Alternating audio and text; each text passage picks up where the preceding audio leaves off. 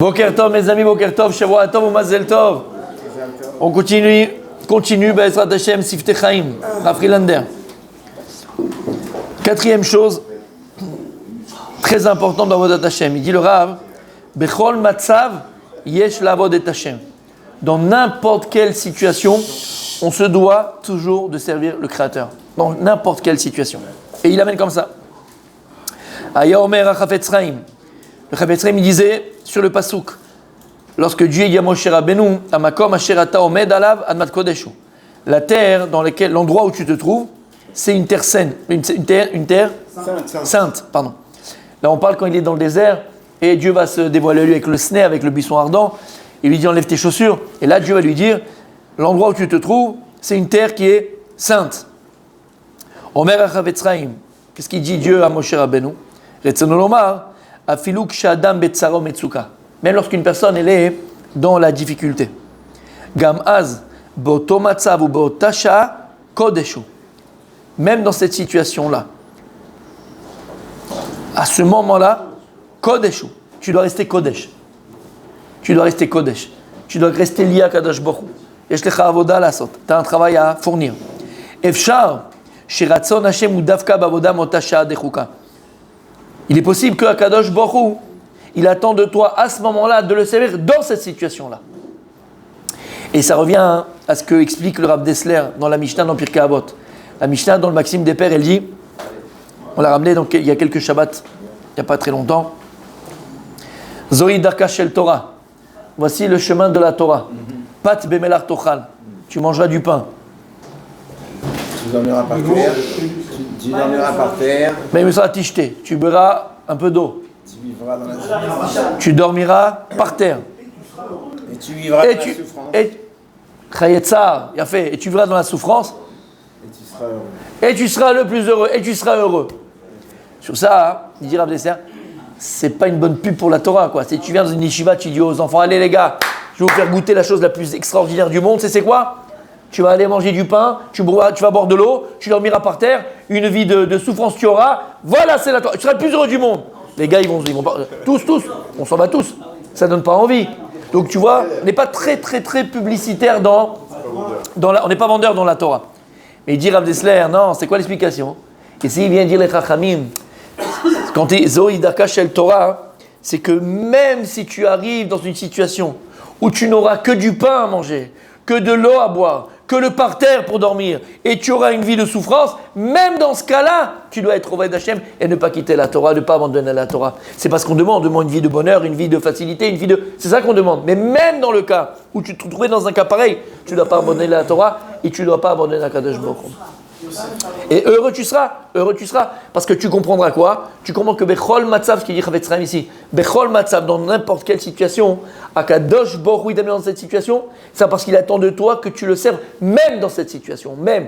Nous, quand on demande à Hachem, on demande de servir avec facilité, qu'on ait les moyens de le servir, dans le bonheur, dans la joie, dans ce qu'il faut. On ne demande pas les sourim, chas vesham, on ne demande pas les épreuves, mais même dans le cas où tu te trouves dans l'épreuve, il faut savoir que c'est Akadosh Baruch Hu qui te met dans l'épreuve et qu'il attend de toi que dans cette épreuve, tu le serves. Une fois, je vais raconter cette histoire 1000 fois, mais elle illustre très bien ce qu'on est en train de dire maintenant.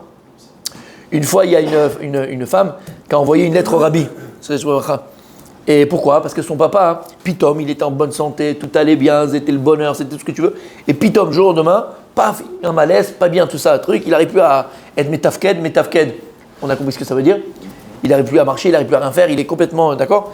Et il va à l'hôpital, il mène à l'hôpital, et il ne sait pas ce qu'ils ont, il rentre dans la dépression. Et les médecins, ils cherchent, ils ne trouvent pas. Et le type, il n'est pas bien du tout. Elle ne savait plus quoi faire. On lui a parlé donc d'un tzaddik qui était à New York, et donc elle était aux États-Unis elle-même, et donc elle a écrit au rabbi. Et on a la lettre du rabbi, le rabbi répond à cette femme, et lui dit, d'abord il faut Hashem pour ton papa, mais sache une chose, que si ton père il se trouve à cet hôpital, là où il est maintenant, dans la situation qu'il est, c'est qu'il a une avoda à faire là-bas. C'est qu'Akadosh Baruch Hu, il attend de lui un travail dans l'endroit où il se trouve. Et tant qu'il n'a pas accompli la mission de là où il se trouve, il ne pourra pas sortir. Alors ils ont essayé de chercher quoi faire, et donc qu'est-ce qu'il a fait? Il a cherché le papa, il a un peu mis, il pouvait un peu sourire, mais il ne pouvait pas sortir encore. Il a cherché tous les juifs qui étaient dans sa marlaka, dans machin, il leur a mis les tefilines, il a commencé à essayer, et bon, Hachem, il a guéri, il est sorti, il ne savait pas ce qu'il a eu, c'est pas du tout ce il est sorti, bon, Hachem, en bonne santé. Pourquoi ça illustre bien? C'est ce qu'il dit ici le Chafetz Chaim, et ce qu'il dit ici le Rav Friedlander.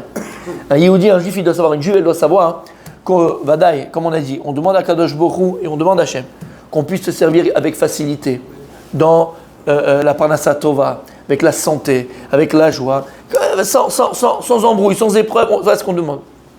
Mais si dans le pire des cas, une personne elle se trouve dans une situation où c'est compliqué, c'est difficile, là on a donné un cas extrême, et ça peut être n'importe quelle difficulté qu'on peut rencontrer dans la vie, d'accord je dis bêtement, mais c'est pas bête, d'accord, c'est un autre exemple. Tu es en plein slichot et tu vas déménager et il faut maintenant faire les cartons, tu es en train de veiller le soir et le matin il faut que tu sois là à l'heure, il faut que tu viennes tôt. Il y a plein de situations qui font que tu sors de ton confort. Et bien c'est ça, il faut être capable de servir à Kadosh Brou même quand on n'est pas dans notre confort. Même quand on n'est pas dans notre confort, dans n'importe quelle situation. Ça, c'est une marque d'appartenance Béhémet à Kadosh Brou, à Dieu. Si on est capable de le servir Béhémet dans n'importe quelle situation, alors c'est une marque d'appartenance à Kadosh Baruch Hu. Comme il dit le Ramchal dans Messiat Yesharim au début dans son introduction, il y a des gens qui calquent leur avodat Hashem, leur service de Dieu, d'accord, service divin, ils le calquent en fonction, par exemple, il dit des saisons.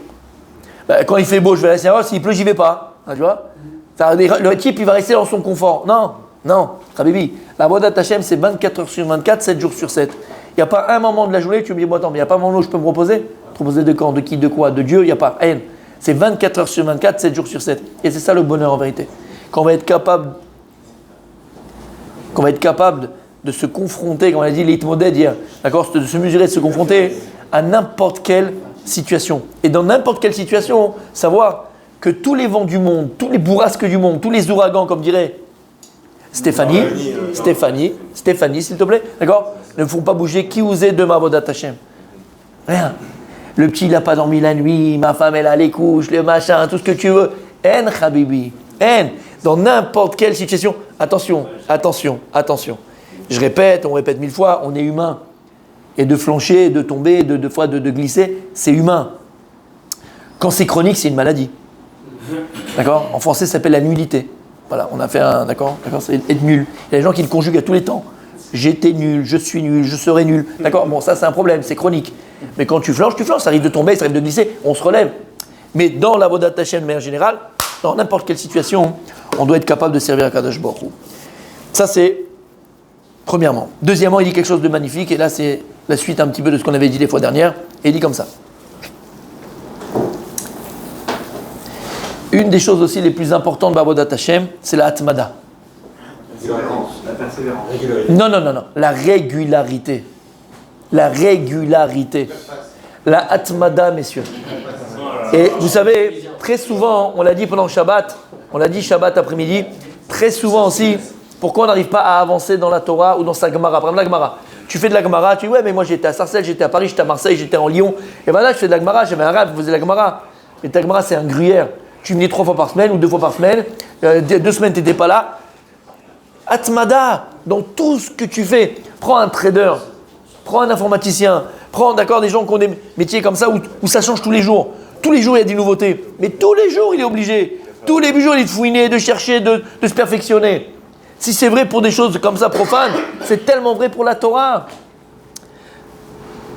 Amechadesh beturo bechol yom tamid, maaseh bereshit. Haolam mitradesh kol yom.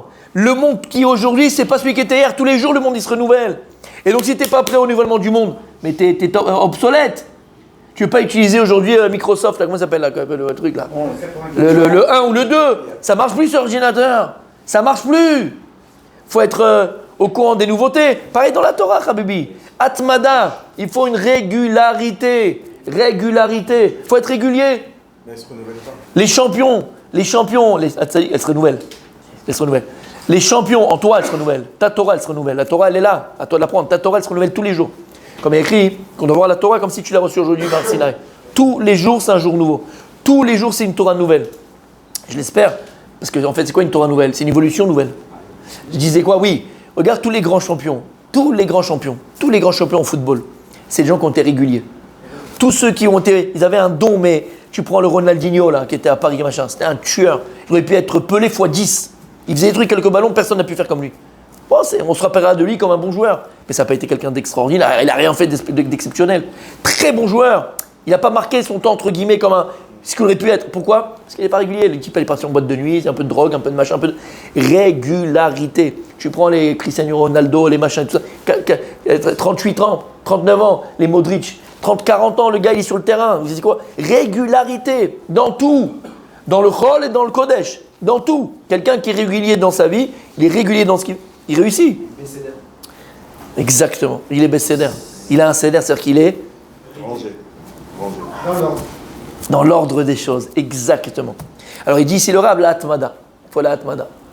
D'accord? Tu ne veux pas avancer et grandir si tu n'as pas d'Atmada. Tu viens une fois, tu viens deux fois, tu ne comprends rien. Le shiur, on l'a fait la semaine dernière, mais après tu reviens, tu crois que tu connais tout, tu n'as rien vu. On a parlé 50 fois de ça, tu poses 50 questions qu'on a déjà répondu la veille. Dans ce moment, tu nous saoules, en plus tu es un rkik. On continue. Kacher Adam connaît Khalifa, il dit comme ça. Kacher Adam connaît Khalifa, lorsqu'un homme, il achète un costume. Oh, on va parler de toi ce matin.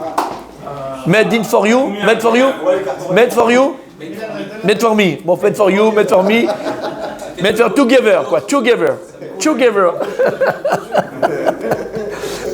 Kacher Adam connaît Khalifa. Lorsqu'un homme, il va aller acheter un costume. L'adresse, s'il vous plaît. Bientôt les fêtes, messieurs. L'adresse, s'il te plaît. Faut acheter un costume Pour habiller son corps. Alav lavo el achayat mispar pe'amim. Il va être obligé d'aller chez le couturier, chez le spécialiste, d'accord, le tailleur, plusieurs fois. Achayat bodek ou mashvé. Qu'est-ce qu'il fait le chayat? Qu'est-ce qu'il fait le tailleur? Il est là hein, et il va mesurer. Marich ou mekatser. Soit il va des fois allonger, après il va dire il faut plus court, il faut plus long. On l'a fait d'ailleurs. Marich ou metza. Le type avec le pantalon dit non, c'est un peu trop large ici. Il va falloir un petit peu élargir. Ou bien, il va falloir retrécir. Mosif, mafrit, ad khalifa, tohemet behadara et adam. Jusqu'à que le costume il tombe pile sur la personne, sur ce qu'on appelle un costume sur mesure. A khalifa, enala levouche. Le costume, c'est juste un habit. Et combien il a dû le tailleur se fatiguer pour que ça soit mamash pile, parfait, que ça tombe parfaitement. Ça c'est le mashal. Ma'anim shal. Ve'adam atzmo. Ve'adam atzmo. Et l'homme, avec lui-même. Asher olam katanu. L'homme, c'est un monde bifnei atzmo. Tu es un monde en toi. Tu tiens un monde en toi. Tu es un monde. Comme on l'a vu dans... On l'a vu 1 milliard. Avod de Rabbi Nathan. Tout ce que Dieu a créé dans l'homme, il a créé dans l'homme. Mais on peut le dire. Maintenant, on peut le dire, messieurs. Dieu a créé les cheveux dans l'homme. Il a créé les cheveux dans l'homme. Il a créé les forêts dans le monde. Les forêts, c'est bien fait. On peut le dire. D'accord. Mais maintenant, on peut. Ok. L'homme, il a créé L'homme, il a créé. L'homme, il a créé. Hachem, il a créé les mers dans le monde. Il a créé les larmes dans l'homme. Hachem, il a créé la fougue dans l'homme. C'est les reins. Les reins. Il a créé les chevaux. Les chevaux, c'est la fougue. Bref. Là, c'est mon père. Ouais, c'est mon père. Et il a créé Michael dans le monde. Ce matin, on a dit Ben, écoutez bien, Ve'adam atzmo, l'homme, il appelait Olam Katan. Tu as un monde en toi. Tu tiens un monde en toi. Kama yegiot, kama dekud ubrinot, yesh la rochbo ad asher yushlam. Combien un homme avec lui-même, il doit se mesurer le kaas, la colère, le chesed, la bonté, et toutes les midotes qu'un homme sur lesquelles il doit s'habiller. Parce que le kaas, la colère, c'est pas quelque chose qu'il faut que tu délaisse complètement. Si le pain, il a des fois, tu dois te mettre en colère, par exemple, contre tes enfants. Il faut quelque chose qu'il ne faut pas. Il faut que tu es capable de te mettre en colère. Une colère extérieure, pas intérieure. Une colère extérieure pour qu'ils aient peur de toi. Mais il faut un petit peu de colère. Pareil, la gava. Bada, il ne faut pas de gava. L'orgueil, c'est pas bon l'orgueil. Mais c'est une mida. Ça veut dire quoi? Il faut un minimum d'amour propre qui vient de l'orgueil. T'es pas un paillasson. Pas de soumission. Ils avaient des hommes que devant Dieu. Mais il n'y a pas de soumission. T'es pas un paillasson. T'es pas n'importe qui, il faut un minimum d'amour propre. Ça, c'est aussi quoi? Mida. Mida, c'est mesurer. Donc, combien un homme, il doit travailler, BML, pour mesurer chaque mida et mida? Si tu es capable d'aller le faire à Mid for You, Mid for Me, tu dois le faire avec tes midot à toi, mon Habibi. Faut le faire avec tes traits de caractère à toi. Chaque trait de caractère, il faut savoir bien le doser, bien le mesurer. Ça n'a pas marché cette fois-ci? Eh bien, demain, ça marchera. Tu reviens et tu retravailles, et tu retravailles, et tu retravailles. La zot, richulanu chachmei moussar, inyana kabalot. Et il dit le Rav, écoutez bien, c'est pour ça qu'il est très très très important dans la Avodat Hashem de prendre sur nous des kabalot, de prendre sur nous des choses. Shal yeden adam ole ou mitale tzad achar tzad. Vous savez, il y a ce qu'on a dit, il faut être capable à un moment donné dans sa vie de se faire violence. Il faut se faire violence. Comment on se fait violence? Prendre sur nous des choses. Voilà, à partir de demain, je viens au slichot. En, chok velo yavor. Cette année, tous les jours, je ne rate pas une fois, Bezrat Hashem, je rate pas, je prends sur moi les slichot. Il faut prendre sur soi des choses. Si on ne prend pas sur nous des choses, ça fait maintenant 25 ans que tu entends des shiurim sur les tzitzit. Et les tzitzit, c'est important. Les tzitzit, c'est comme ci. Les tzitzit, c'est comme ça. Les tzitzit, machin. Je peux pas. Ça me gratte. Ça me truc. J'ai la rate qui se dilate. Habibi 25 ans. On prend. Tu sais quoi? Je peux pas maintenant toute la semaine parce que j'ai pas l'habitude. Je mets le Shabbat. Après que maintenant, ça fait combien de temps? Ça fait 5 ans que je ne mets que le Shabbat. Maintenant, je le mets au moins le lundi et le jeudi. Je me rappelle le jeudi, ça fait 25 ans. Maintenant, ça fait 20 ans. Maintenant, je mets tous les jours. Mais il faut prendre, il faut se forcer, il faut se faire violence dans votre Hashem. Si on n'est pas capable de se faire violence, on n'avance pas. On n'avance pas. Et il dit le Rav, attention. C'est vrai qu'il est important de prendre des kabbalot, de prendre sur nous des choses, mais il dit attention. Il dit le Rav, à chaque fois qu'on prend sur nous des choses, c'est-à-dire, kolab kabbalot, tout ce qu'on prend sur nous, il faut dire bli neder. Tout le temps, il dit. Tout le temps, il dit bli neder. Après, c'est pas un neder, après, tu as un problème. Deuxièmement, il dit, toutes les kabbalot que tu prends, par exemple, alors là on parle de choses, pas sur des mitzvot que tu vas accomplir, mais sur des kabbalot, par exemple, tu vas dire, je ne sais pas moi, c'est un exemple bébête que je donne, parce que ça ne nous concerne pas à nous, mais quelqu'un qui arrive à un niveau très élevé, d'accord, il va se dire, moi maintenant je veux, pour l'instant, jeûner le lundi et le jeudi, parce que j'ai trop de ta'avot, j'ai trop de machin, le type il a des ta'avot de fou, d'accord, il fait tous les restaurants de Ranana, il fait tous les restaurants d'Ertiga, il fait tous les restaurants de Tel Aviv, il fait tous les restaurants, et c'est sa vie, la bouffe c'est sa vie, il mange que ça, il bosse que ça, il parle que de ça, il dort avec un gigot, il se réveille avec un gigot, d'accord, pas de nom, d'accord, d'accord. Et le gars maintenant, il s'est dit, regarde, j'ai trop de ta'avot, j'arrive pas, à partir d'aujourd'hui, bli neder, le lundi et le jeudi, je jeûne pour casser le corps, pour casser le machin. Il dit le Rav, à Kabbalot les tkufak tsara meod. Tout ce que tu prends sur toi dans ces choses-là, il faut le prendre sur un temps court. Sur un temps court. D'accord? Pas sur des choses qui vont te aider et à la fin tu ne vas pas tenir, à la fin des temps courts. Et il dit le Rav, ça aide énormément. Et troisième chose, bikoret à Kabbalot, litim et zumanot, et donc être capable de aussi l'autocritique. C'est très très très très très important de s'autocritiquer, entre guillemets, c'est ce qu'on va appeler, on verra après Bezrat Hashem, ce qu'on appelle Idbo des doutes, Idbo d'accord, c'est se mettre avec soi-même, réfléchir sur ce qu'on fait, penser à ce qu'on fait. Donc, chose très importante, on a vu ce matin, messieurs, deux choses. Servir à Kadosh Baruch Hu bechol matzav. Quoi qu'il arrive dans quelle situation, je dois servir le maître du monde. Deuxièmement, atmada, être quelqu'un de régulier. C'est comme ça qu'on grandit et qu'on arrive à grandir. Et pour cela, c'est bien aussi comme un tailleur, d'accord? Savoir que travailler ses midotes, travailler ses traits de caractère pour qu'elles soient sur mesure, en fonction de mon vécu, en fonction de ce que je suis, en fonction de ce que je vais devenir. Ça doit être sur mesure. Pour ça, il faut prendre des kabbalot. Il faut prendre sur nous des choses, c'est-à-dire… La première part, c'était quoi? Prendre de quoi? Il y avait deux points. Bli neder. Il y avait le premier, le deuxième point, ça Servir à cher dans toutes les situations. N'importe quelle situation. Je l'ai dit, non? Je l'ai dit. Mais ça parle. Voilà. Bonne journée, messieurs, quand même.